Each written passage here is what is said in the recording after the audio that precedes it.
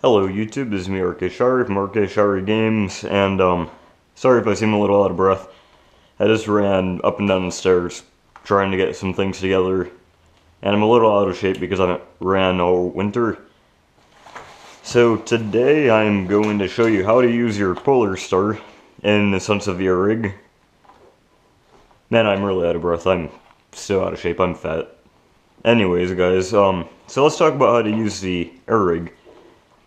So what you see here is a Ninja 62 cubic inch 3000 psi tank.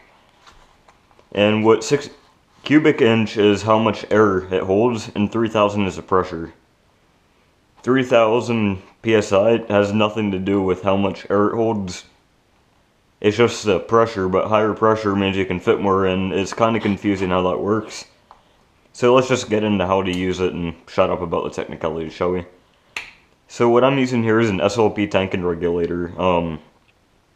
First, to turn on your air, what you'll do is you'll run this little guy in, and you'll hear a slight hissing noise. I don't know if you heard that, probably not. So just run that in all the way, and now this little area is pressured to like 700 psi.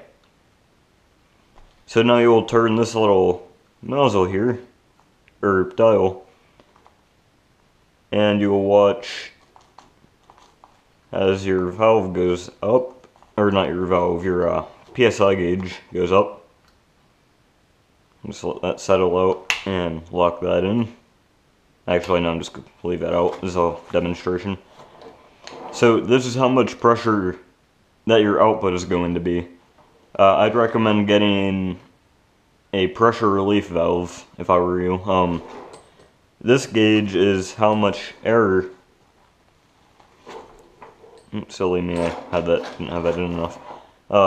This is how much pressure you have in your tank.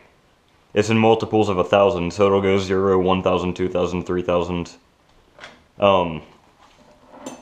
So then you'll put that in some kind of a storage container. And that's step 1 of shooting your Polarstar for the first time. Set that off to the side and we'll go over to the gun. Don't mind all the salt shakers and napkins and such. So this is a G&G CM16L with Polarstar fusion engine installed. And the first thing you'll want to do after that is plug in your battery. This is a 7.4 volt buffer tube LiPo. And that just plugs in there. Don't worry about getting the polarities mixed up because you have a flyback diode right there, so you can't accidentally reverse your polarities. At least on the Fusion Engine version 3. Or, what is it? Revision 3. So then we'll just stick that in there and close it a little bit. And then, this is your fire control unit. We will go over that in a separate video. You'll close that all up. You guys can feel free to PM me or anything in regards to questions. Okay, so now I'm going to stop the recording and we're going to go right out there and shoot some .25 gram BBs.